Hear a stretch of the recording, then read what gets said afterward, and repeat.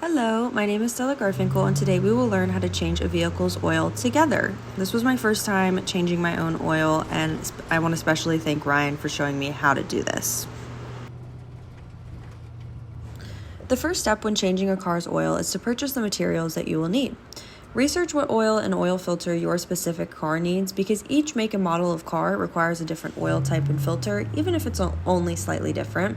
I drive a Volkswagen 2014 diesel Jetta, and these are the supplies that I had to buy. I got the oil at Walmart, and I got the filter at Advanced Auto.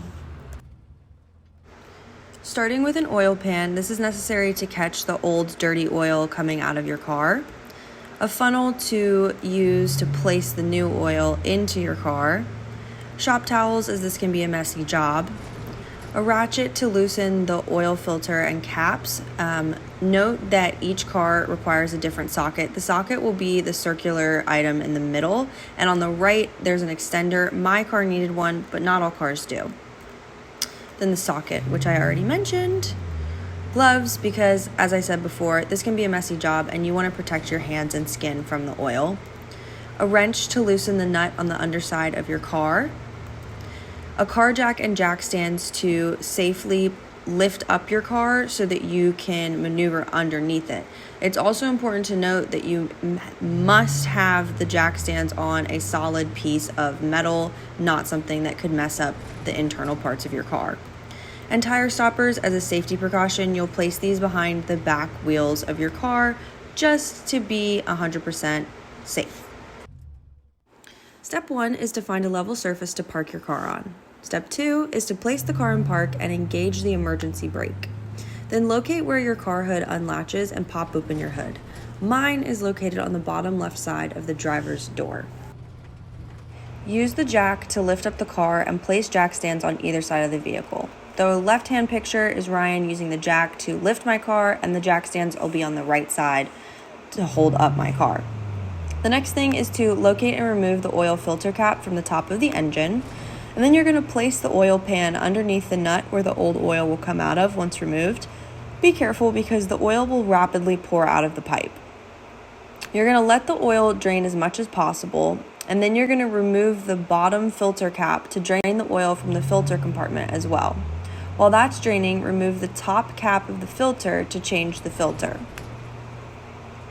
We covered the pipe that you'll see, the mesh pipe, on the upper picture because if any oil gets on that, it'll absorb it and it'll mess with the internal workings of your car, from what Ryan told me. So then you're going to place your new filter in the vehicle and make sure that the O-ring is in the correct location on the filter. And then you are going to place the filter and top cap back onto the vehicle and use a wrench to securely fasten the nut onto the underside of the car. We're almost done. So you're going to take and place the funnel into the oil filler opening and carefully pour the new oil into your car. Next, you're going to want to turn on your car for a couple of minutes to ensure that no oil is leaking from the underside of your vehicle. Turn off the car and remove the jack stands to lower the vehicle.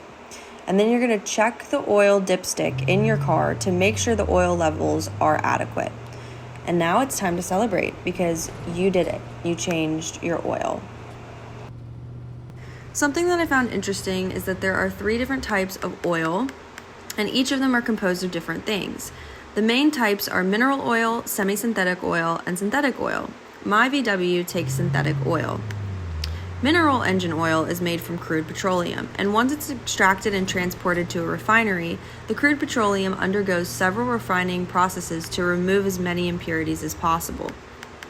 Synthetic oil can be created chemically in a laboratory, but it also can come from refined petroleum. It's a more complex process than mineral oil, and it involves modifying the structure of the hydrocarbon molecules. Semi-synthetic oil is a blend of synthetic oil and mineral oil. The proportions in the mixture are not equal. They usually contain at most 30% synthetic oil, and it is interesting to note that the oil with as little as 1% synthetic oil is also called semi-synthetic oil. I got this information from totalenergies.com.